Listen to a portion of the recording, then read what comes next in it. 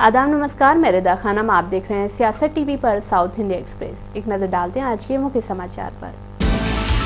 TRS MLC की कविता ने तेलंगाना सरकार के हाल ही में लिए गए 2 लाख करोड़ रुपए के कर्ज पर चिंता जताई और सवाल किया कि इस पैसे का इस्तेमाल कहां हो रहा है। कविता ने कहा कि इतना बड़ा कर्ज लेने के बावजूद सरकार पुराने प्रोजेक्ट या लोन का भुगतान नहीं कर पा रही है। उन्होंने कहा कि आज हमारे तेलंगाना के सीएम रेवंत रेड्डी ने 2 लाख करोड़ रुपए का कर्ज लेकर खुद को सबसे ऊपर रख लिया है और अब तक वो यही कह रहे हैं कि वो केसीआर सरकार में विरासत में मिले कर्ज को चुकाने की कोशिश कर रहे हैं। कुछ कागजात बताते हैं कि सरकार लगातार विभिन्न एजेंसियों से लिए गए कर्जों पर डिफॉल्ट कर रही है। अब जब आप 2 लाख करोड़ रुपए का कर्ज ला रहे हैं तो आप राज्य के पुराने प्रोजेक्ट्स या पुराने कर्जों का भुगतान नहीं कर रहे हैं। पैसा कहाँ जा रहा है?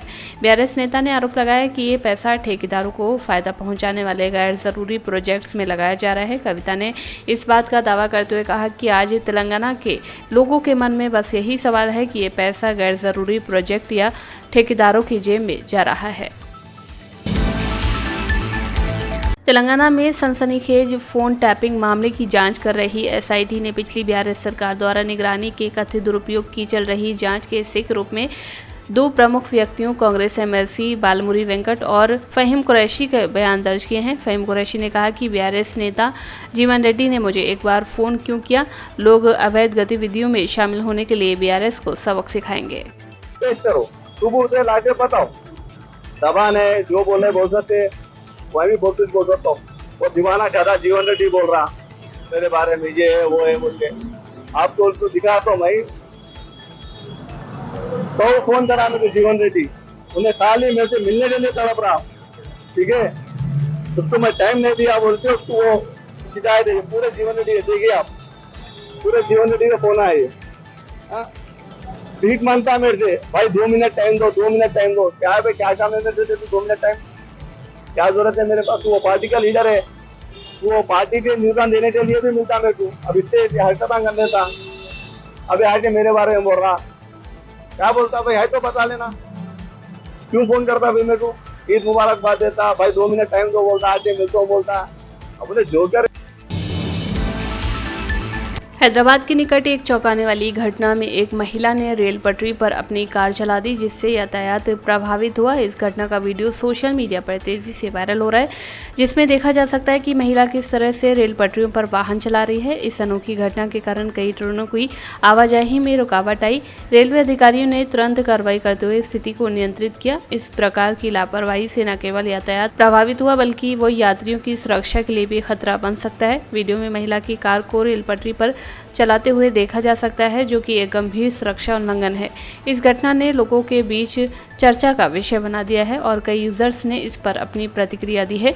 इस प्रकार की घटनाएं हमें ये याद दिलाती हैं कि सड़क और रेल यातायात के नियमों का पालन करना कितना आवश्यक है।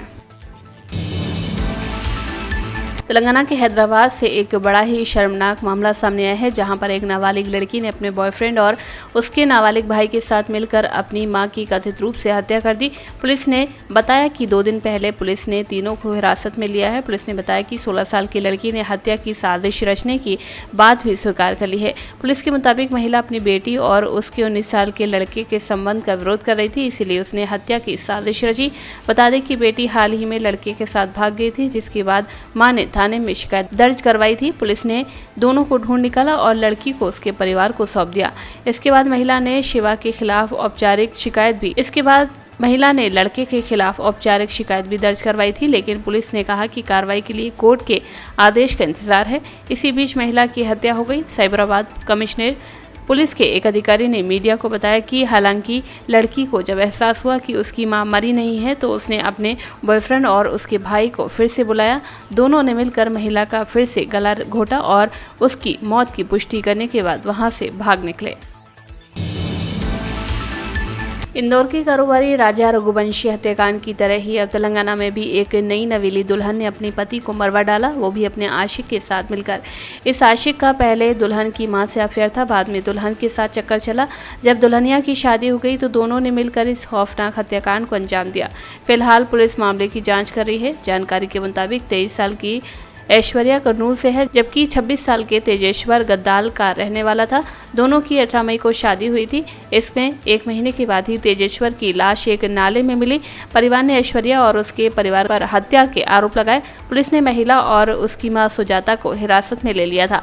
पुलिस को जांच में पता चला कि शादी के 1 महीने के बाद ही ऐश्वर्या ने एक बैंक मैनेजर तिरुमल राव के साथ मिलकर तेजेश्वर की हत्या का प्लान बनाया था। खास बात यह है कि राव पहले से शादीशुदा था और ऐश्वर्या की मां सुजाता भी उसी बैंक में काम करती थी।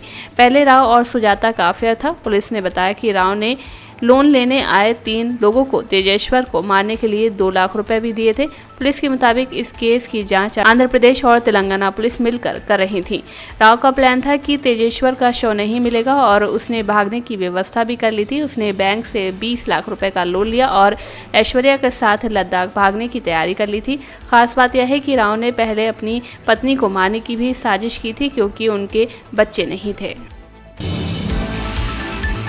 गूगल के उपाध्यक्ष चंद्रशेखर थोटा ने आज तिरुमाला तिरुपति देवस्थानम के एसवी प्राणदान ट्रस्ट को 1 करोड़ रुपए का दान दिया। चंद्रशेखर ने तिरुमाला में टीटीडी के चेयरमैन वी आर नायडू को ये चेक सौंप दिया है। इस दान के बारे में मंदिर समिति की तरफ से जानकारी दी गई है। मंदिर निकाय ने बताया कि गूगल के उपाध्यक्ष चंद्रशेखर ने आज टीटीडी के एसवी प्राणदान ट्रस्ट को 1 करोड़ रुपए का देने का दान किया है। मंदिर नगरी के अध्यक्ष के कार्यालय में आयोजित बैठक के दौरान टीटीडी अधिकारियों ने दानकर्ता के इस कदम की सराहना की। चंद्रशेखर थोटा कई बार तिरुमाला तिरुपति देवस्थानम प्रदर्शनों के लिए जा चुके हैं। इससे पहले भी वे कई तरह के दान कर चुके हैं। हालांकि इतनी बड़ी रकम उन्होंने पहली बार दान की है। यही कारण है कि उनके इस दान की चर्चा अब हर तरफ हो रही है। तिरुपति दुनिया का सबसे अमीर ट्रस्ट मंदिर है। साल 2024 में आई एक रिपोर्ट के मुताबिक मंदिर ट्रस्ट ने 2024 में 1161 करोड़ रुपए की एफडी कराई थी। ये अब तक की सबसे ज्यादा रकम की एफडी थी।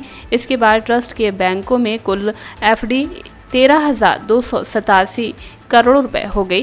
ये देश का इकलौता मंदिर है जो पिछले 12 सालों में साल दर साल 500 करोड़ या उससे ज्यादा की रकम बैंक में जमा करा रहा है।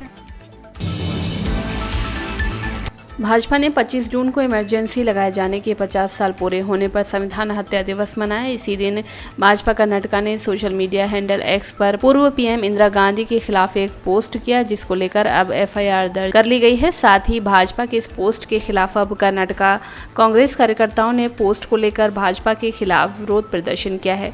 बाद में पुलिस ने प्रदर्शनकारियों को हिरासत में ले लिया है। कर्नाटका के deputy CM DK Shivakumar ने इस पोस्ट के सामने आने के बाद भाजपा पर निशाना साधा है। Deputy CM DK Shivakumar ने कहा कि मुझे लगता है कि भाजपा के साथ कोई समस्या है। आपातकाल घोषित होने के बाद पूरे देश ने इंदिरा गांधी को जनादेश दिया था। उन्होंने साल 1980 में जीत हासिल की थी। जनता दल या कोई दूसरा परिवार अपनी सरकार वापस नहीं ला सका। इंदिरा गांधी की तारीफ करते हुए उनके योगदान को याद करते हुए कांग्रेस नेता ने कहा कि उन्होंने इस देश के लिए अपने जीवन का बलिदान किया है। इसी के साथ उन्होंने भाजपा पर निशाना साधते हुए कहा कि अब प्रचार के लिए भाजपा सिर्फ इमरजेंसी की चर्चा कर रही है। कर्नाटका के मैंगलोर में एक 19 साल की लड़की ने अपने घर में फांसी लगाकर आत्महत्या कर ली। लड़की बीए सेकेंड ईयर की छात्रा थी जो तालापाड़ी की किन्या में रहती थी। उसने अपने घर पर फांसी लगाकर जान दे दी। बताया जा रहा है कि लड़की मानसिक तनाव से जूझ रही थी, जिसके सिर में हमेशा दर्द रहता था। लड़की के कमरे में एक सुसाइड नोट भी मिला है, जिसमें आत्महत्या करने की वजह बताई है। मृतका की पहचान 19 वर्षीय श्रेया के रूप में हुई है। उसने मंगलवार 24 जून को अपने कमरे में फांसी लगाकर आत्महत्या कर ली थी। मामले की जानकारी लगते ही पुलिस मौके पर पहुंची और लड़की के शव को कब्जे में ले लिया। पुलिस ने लड़की के शव को पोस्टमार्टम के लिए भेजा और मामले की जांच में जुट गई। श्रेया के कमरे से एक पुलिस ने सुसाइड नोट बरामद किया है। पुलिस ने बताया कि घटना मंगलवार को ही श्रेया के कमरे से एक सुसाइड नोट मिला है, जिसमें लिखा है कि उसे उसके सांवले रंग के लिए अपमानित किया जाता था। मई में उसने एक पेपर लिखा था कि उससे कोई प्यार नहीं करता और उसके परिवार वालों को उसकी वजह से परेशानी झेलनी पड़ती है, इसीलिए उसे नहीं जीना चाहिए। पुलिस से मिली जानकारी के मुताबिक श्रेया ने अपने कमरे की अलमारी पर भी ये लिखा कि मुझे ये जनरेशन पसंद नहीं है, इसलिए मैंने आत्महत्या करने का फैसला किया है। बेंगलुरु के परप्पन अग्रहारा इलाके में एक 20 वर्षीय युवती की 13वीं मंजिल से गिरने से मौत हो गई। यह हादसा एक निर्माणाधीन इमारत में हुआ, जहां युवती कथित तौर पर सोशल मीडिया के लिए रील शूट कर रही थी। पुलिस के मुताबिक युवती अपने दोस्तों के एक समूह के साथ देर रात पार्टी के लिए उस इमारत में गई थी। इसी दौरान प्रेम संबंध को लेकर आपसी विवाद हो गया। तनाव के बीच युवती ने सैड रील बनाने की कोशिश की, लेकिन अचानक फिसल कर लिफ्ट शाफ्ट में गिर गई। बताया जा रहा है कि मृतका एक शॉपिंग मार्ट में काम करती थी और मूल रूप से बिहार की रहने वाली थी। घटना के बाद उसके दोस्त मौके से फरार हो गए। साउथ इंडिया एक्सप्रेस में बस इतना ही। मुझे दें इजाजत। बाकी खबरों के लिए बने रहें सियासत टीवी के साथ।